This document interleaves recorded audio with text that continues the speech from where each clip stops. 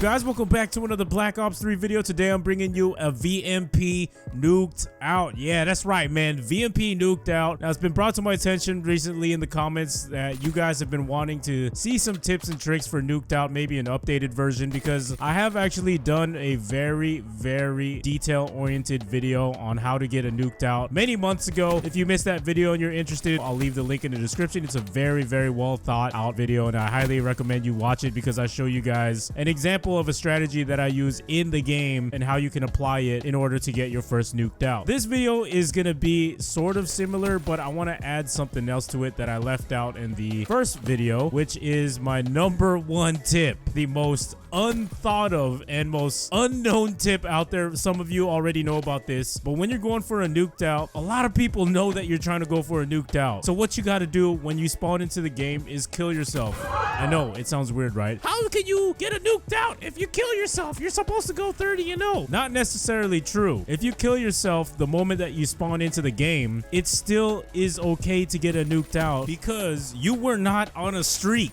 If you die while you're on a streak, then that's when it would not count. You see? So when people are looking at the leaderboard and they say, oh, Turboman died like 2 times, you could even kill yourself 5 times before you actually try and go for a Nuked Out, and that'll still count for your Nuked Out even if you get 30 kills in a row. So when someone looks on their leaderboard and say, oh, Turboman died 5 times, they're gonna take their attention off of you and they're not gonna want to go after you, because believe me, people got that mob mentality. When they see you on a high streak, like 25-0, they want to come get you. They'll all gang up and get you. It's happened to me before. I've had people in game say, yo, dude, that guy is 25-0, try and get him. You know, I'm sure a lot of you can relate to that, and it's getting increasingly hard to get Nuked Outs nowadays because it's becoming more popular now, and a lot of people want that calling card. But yeah, guys, that is my #1 unknown trick and most underrated tip, if you want to say. I know it sounds weird, but trust me, it does work. You'll notice that a lot of people don't really pay attention to you as much when they see that you've already died. All right, so now I'm going to talk about a few other tips that you guys might find helpful. Now, #1, let's talk about the class setup. So I'm going to transition here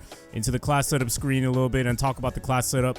So #1, I'm using the VMP here. I love the VMP. It's a very great gun to use. It's all just personal preference, by the way, but if you want to use the VMP, highly recommend using Quick Draw, Fast Mags. For perks, you're going to use Overclock, Fast Hands, Scavenger, Awareness, and Dead Silence. Now, the reason why I'm using Overclock is so that we can earn the specialists a lot faster. If you guys didn't know, when you're playing free-for-all, you earn your specialist a lot faster, and if you add Overclock to that, you're going to earn it even more faster. I'm using the Kinetic Armor battery because when you play hardcore free-for-all, by the way, the game mode that you want to play when you're going for Nuked Outs is hardcore free-for-all. I know that sounds a little weird, but playing hardcore free-for-all makes things a lot easier once you get on a streak. So anyways, Kinetic Armor is going to help you not die when you're getting shot in hardcore mode. So it's going to be very helpful and super clutch, especially when you're being crowded or you're being overwhelmed, and that is a great time to use Kinetic Armor. And that's why I'm also using Fast Hands and Quick Draw, so that combination, and it allows me to pull my gun up a lot faster and be able to kill the enemy faster than they would be able to draw their gun on me. Same reason why I use Fast Mags. You'll be able to reload a lot faster. Speed is everything when you're playing hardcore mode. Lastly, let's talk about Awareness and Dead Silence. This perk combination is the most important, I would say, because you'll be able to hear enemy footsteps around you. You're going to be able to predict where they're coming from, and it's going to give you a huge advantage in being able to kill enemies a lot quicker and have more of a heads up, you know, where enemies are coming from. If you don't got a pair of headphones, just try and hook up some Apple earphones or something like that. I do have a video that you can watch on how to Soundwhore correctly. I'll leave the link in the description if you want to see that. It's also an in-depth video. That's it for the class setup. Now let's talk about the most important aspect to getting a Nuked Out. Now this is something that a lot of people aren't aware of, especially if you don't have any experience playing Call of Duty in the past, but you really want a Nuked Out. This is how most people get their Nuked Outs. You have to use strategies, patrol areas, especially in a game mode like hardcore. You will not get your Nuked Out if you're running around like an idiot, because there's people who always camp in hardcore mode, because the people who play hardcore mode know that 1 or 2 bullets could mean you dying off of your streak. Now that is something you do not want to risk. Now the reason why I'm running around in this particular gameplay is because I eventually get my hater, which is a score streak that allows me to see enemy movements in real time, where they're going and where they're coming from. You'll see a few times throughout this gameplay that I'm still being cautious. I'm checking all the spawns, all the lines of sight, and I'm making sure that I'm not making any movements that will put me in a bad position. I'm not just running out into the middle of the map, because what that does is it exposes you to being shot from all different angles. You want to put yourself at a position where you're going to win gunfights,